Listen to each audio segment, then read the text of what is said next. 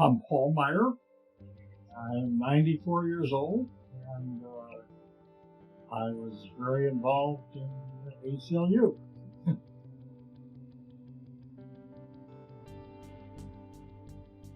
It all started with my mother. Back in the mid-30s, she was president of the American League Against War and Fascism, and she made me very politically active at a young age.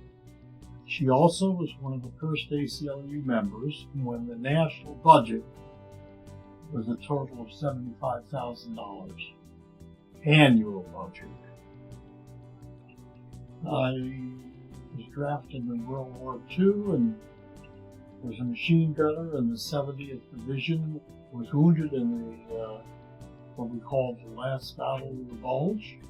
When I was discharged, I joined the ACLU and I joined the NAACP. And then I went to Columbia College, where I was president of the American Veterans Committee. Like all organizations in the 1940s, after the war, they were embroiled in the fight between communists and non-communists. I ended up as president of the Columbia chapter. It was 500 members, so it was campus-wide.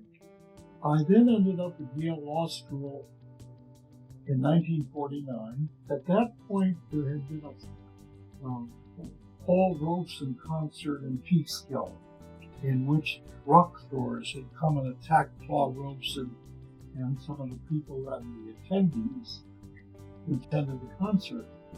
And so at law school, they had a debate between Tom Emerson, kind of a progressive party type, and Fred Rodell, who was an ADA, anti-communist or non-communist, as to what kind of an organization should be formed.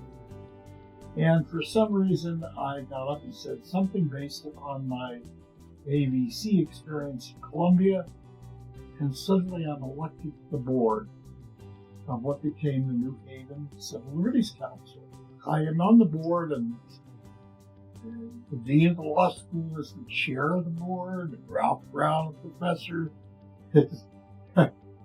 Little old me is a first-year student, and I'm on the board, and I had a Trotskyist on one side of me and a Stalinist on the other. So it was very difficult, because the professors on the board were not about to let the communists run the organization. So I got the bright idea to call Roger Baldwin, and I called him out of the blue. Explained who I was and my connection historically with the ACLU, and said, I think this could be the ACLU affiliate in Connecticut. And he was delighted. He ran it by his board. I just got a hold of Roger Baldwin, and the board agreed that we could become an affiliate. So then I came out to Oregon in 1953. I'd spent a year teaching at Berkeley Law School. Came up to Portland, and within a year I figured we really needed an ACLU here. And there had been none. I just got on the phone, I called Roger Baldwin, because I knew him pretty well because of the Connecticut affiliate. I said, Roger, we need to form an affiliate here. And he said, okay, I trust you. You can get some good people there and ensure that it will be properly run. I got Maury Goldschmidt of Reed College, professor. It's the uncle of Neil Goldschmidt, our mayor, and Alan Hart. And the three of us became a committee to form the affiliate. And we got Judd Bierman, a professor at Portland State, to be the chair. Mike Katz is treasurer and economist. We had Jonathan Newman was the secretary. E.B. McNaughton, the E.B. McNaughton Award. He was president of the First National Bank, president of the Oregonian, president of Reed College, and he was also the first chair of the National Advisory Council of ACLU. Can you imagine that? And then Charlie Davis, who was the treasurer of Electron Scientific Industries. And he was a very good businessman. And he became president or chair. We had all these every member get a member campaigns in order to try to grow. And we kind of were off to the races because then we got enough money to be able to get a staff. And our first staff person was Jenna Dynam. And then I had been involved in the City Club. In that episode, I met Stevie Remington, who was president of the League of Women Voters. So I asked her to come on the ACLU board. And then when we got enough money to hire a legislative representative, we asked Stevie, who was a public school teacher, if she would take on that job. And she agreed. And then at the end of a year or two, Charlie said, we just really don't have the funds to keep her on. And one of the real heroes of ACLU, in my view, was Jenna Dynam. Now, we would have kept her as the executive director because she was hired first. Stevie was later. She comes to the board and she says, Paul, Stevie can do so much more for this organization than I would have to resign and please ask you to appoint Stevie. And that was, I thought, one of the most incredibly thoughtful, generous acts that I've ever seen anyone take.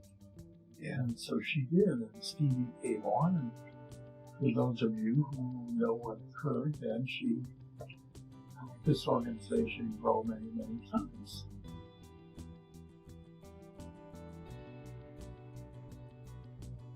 One of the big first cases we had was separation of church and state.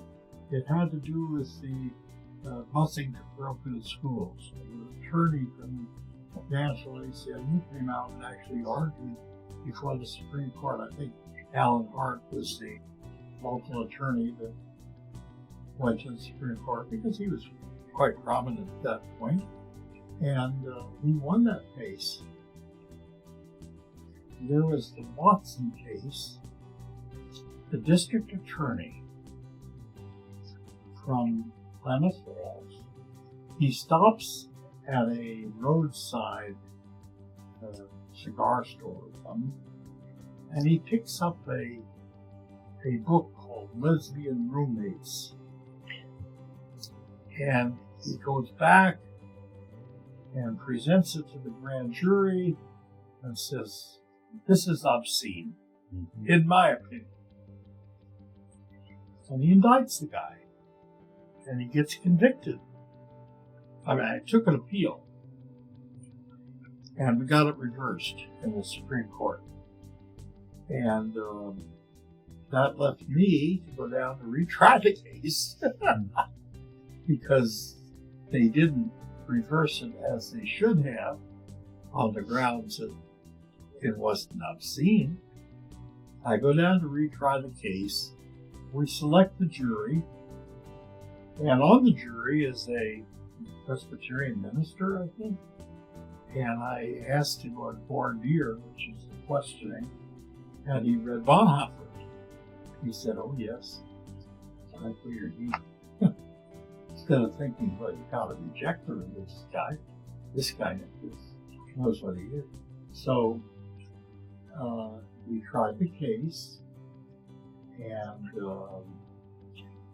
at the end of the case, the jury comes in with an acquittal. And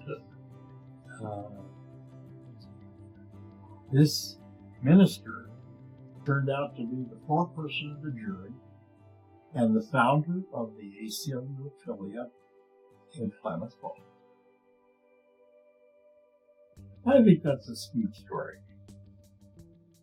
I remember that the city of Portland used to keep a docket. They had a docket of Reds. And finally, we got the city to acknowledge that that kind of political tracking of citizens is inappropriate. And actually, somewhere in our archives, we have that the Red Squad folder. I handled cases including a TriMet bus driver wearing a beard, a nice beard and mustache. But that was against the rules. You couldn't do that. And I represented some kids in high school who couldn't wear long hair. And I served several terms as legislative director. I would get all the bills in every day and look at them and pass them out to other lawyers so they would go down and testify before the legislature. That was before we had a legislative director and somebody that could do the testifying. In fact, my daughter Andrea was a legislative director for many years here. Judd Bierman went on the national board, I think, in about 1969. We had our first representative. Shortly after got elected to the executive committee. I was the only affiliate representative on the executive committee. And from that point on, for the next 21 years, occupied in that large position, 76 consecutive terms, I think.